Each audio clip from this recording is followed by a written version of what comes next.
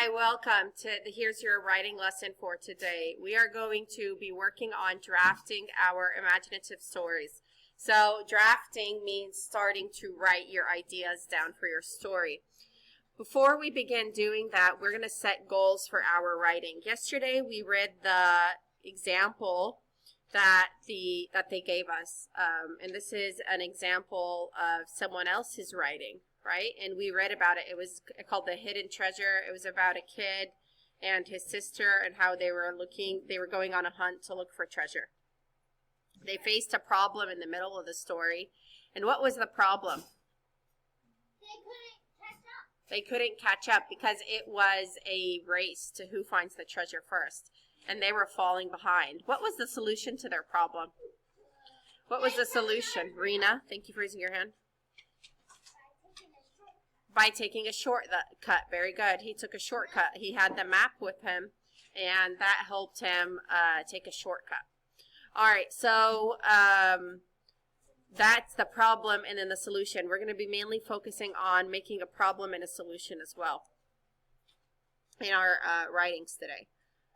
So our goals for our writing, we have to make sure that our imaginative story includes a strong character. The character is the heart of your story. If you don't have a strong character, your story will not be a good one. Descriptive words and dialogues. Descriptive words are words that are describing what's happening, right? Dialogue means people talking. There has to be talking in your story. It's not once upon a time there was a mouse that ran away, fell in a hole, got lost, the end. No. Where's the dialogue? What did the mouse say when he fell? He said, "Ah, oh no, it's dark in here. What happened?" You have to include dialogue in your story. Dialogue is when your characters are talking. Okay? A plot that includes a problem and a solution. The plot is the main part of the story, and it has a problem and a solution. All right, so a plot includes a problem and a solution. We're going to be focusing on that. A beginning that gives background. So we want the beginning of the story to give us background on where they are, what's the setting, what time of day is it. A middle that gives specific and relevant details, and an end that tells how the problem was solved. So after we write our draft, we're going to go through and read these goals and make sure this is all included. Now, what we're going to write our draft on, we're not going to write it in our writing notebook this time. This time, we're going to use this organizer, this graphic organizer. It's in your writing notebook on page 710. It says 710 on the bottom. This is what you're going to use to organize your ideas. You're going to organize your stories, ideas here, and start drafting your paper here. So it says beginning. Tell about your main character in the beginning. Tell me who your main character is. Tell me about them, their internal traits, their external traits. Include a setting. Tell me what time of the day it is, where you are. And in the middle, give me a problem. What's the problem? State the problem. Give specific and relevant details. Remember, in the example that we had here, the problem for the hidden treasure was that they were falling behind on time and they thought they weren't going to be the first to find the treasure. What's your problem? Give specific, relevant details to what your problem is, and then at the end, you're going to solve the problem. You're going to tell me what the solution to your problem is here and how the story ended. So that's what we're doing today for our writing lesson. You're going to complete that. You're writing your draft here on this reading graphic organizer. Okay, so before I let you go, I want us to talk about some examples of a problem and a solution. So the prompt... Oops, I'm going to take some notes down. No, you do not have to write this. There's a prompt, which is the problem. And we're going to have character traits. I'm going to show you how the character traits and the prompt and the solution are all related. Watch. First, I have to make this smaller because they have to be in one column. So...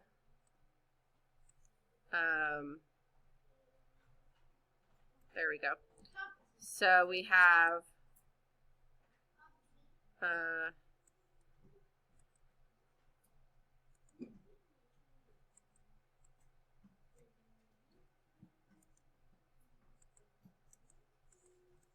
There we go.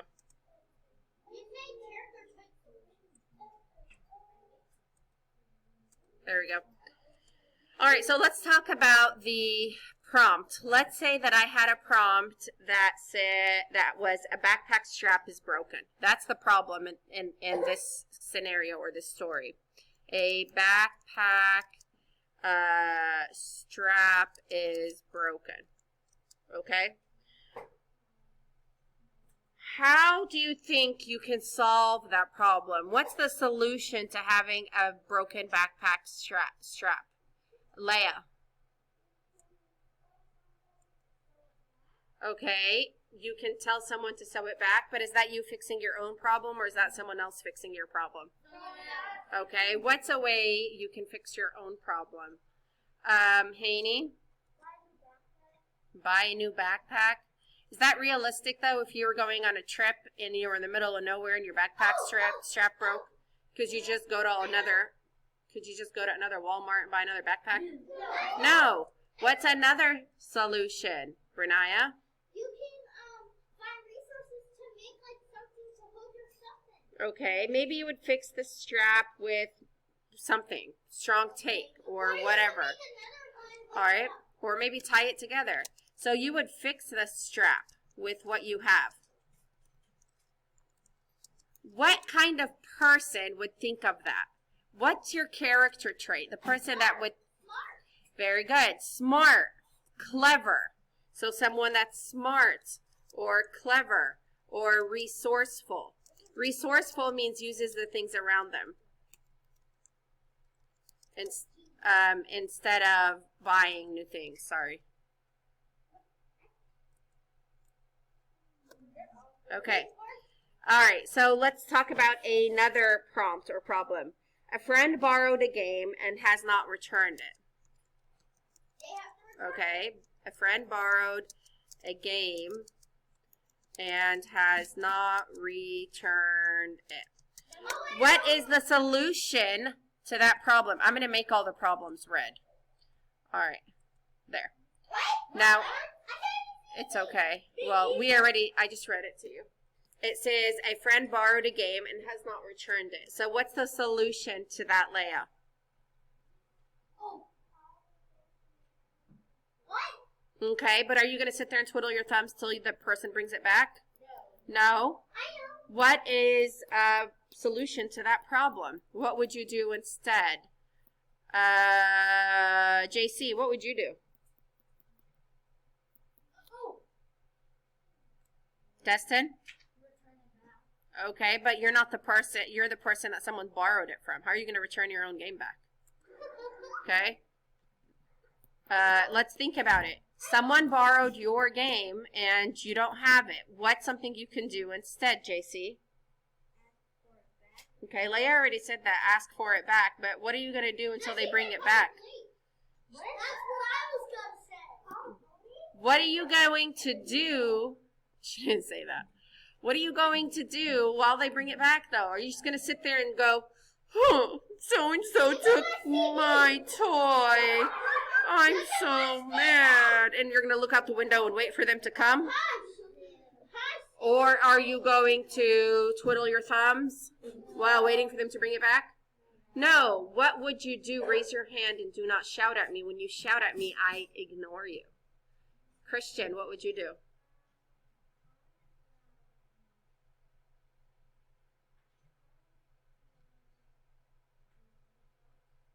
You would what? Go pick up my phone? Call someone from your phone? Okay.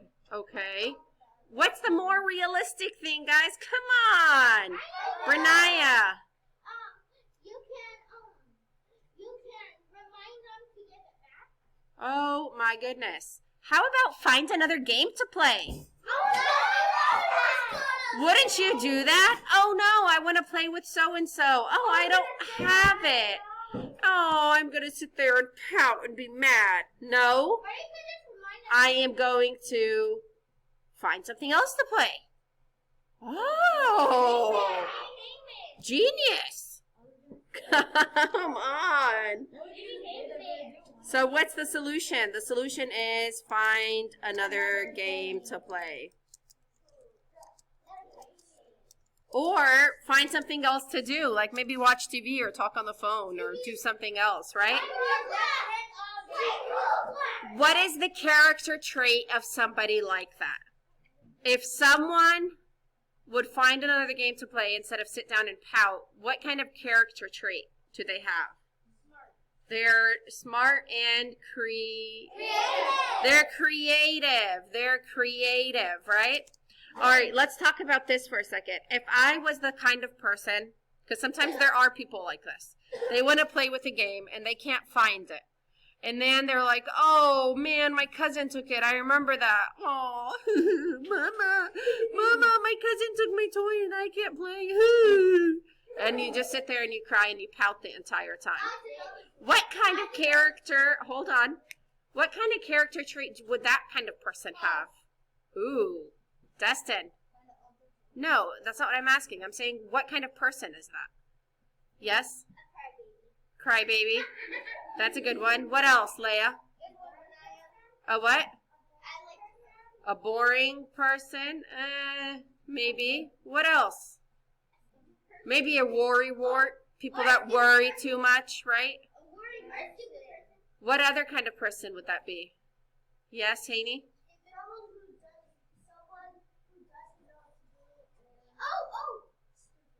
No, I wouldn't say that. That's not nice. But you could say maybe someone that is bored, doesn't know what to do. Sometimes when you're bored, maybe not y'all because y'all are older, but sometimes little kids, when they're bored and they can't find their toy to play with, they sit there and they cry instead, right? How many of you guys have little siblings that do that? I do. My baby does that all the time. She has a million toys, but if she can't find the specific toy that she wants to play with, she'll sit there and cry instead. So she is immature. Also, another character trait is immature. That means you're not mature enough. Your brain, your frontal lobe is not completely developed or developed enough for you to understand that it's okay, let me find something else to do. They are immature. Okay? That's another character trait. Let's talk about one more problem. Here's another problem.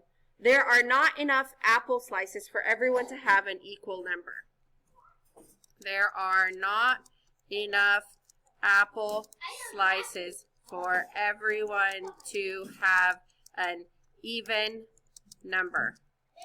What is the solution to that problem? And again, the solution cannot be make some more because there are no more. So you have to come up with a creative solution without buying more.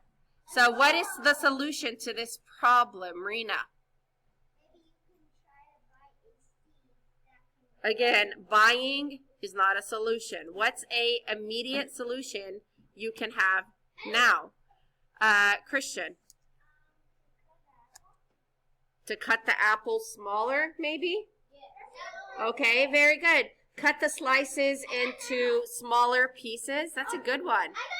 I'm going to write that one down. Hold on. How do I turn this highlighter off? No color. So, cut the slices into smaller, it's okay, pieces to share with everyone. Okay, that's a good solution. There's many other good solutions here. What's another good solution, Amaria?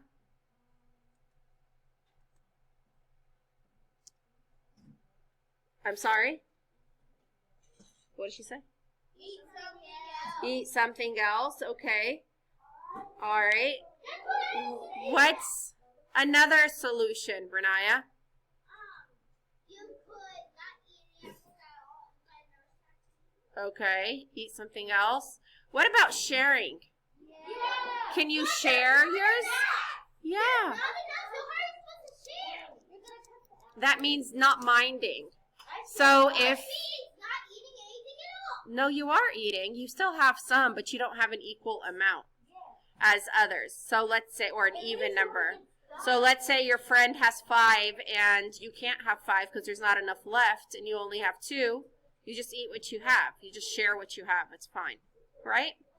Okay, what kind of person is that? A chick? Raise your hand. Raise your hand. Raise your hand. What kind of person is that, Dustin? A kind person? That's a good one. What else, Rena? A nice person? What else? JC? A caring person? Leia? She already said that. Brenaya? A what? A person you can, okay, a person you can rely on. Which is reliant.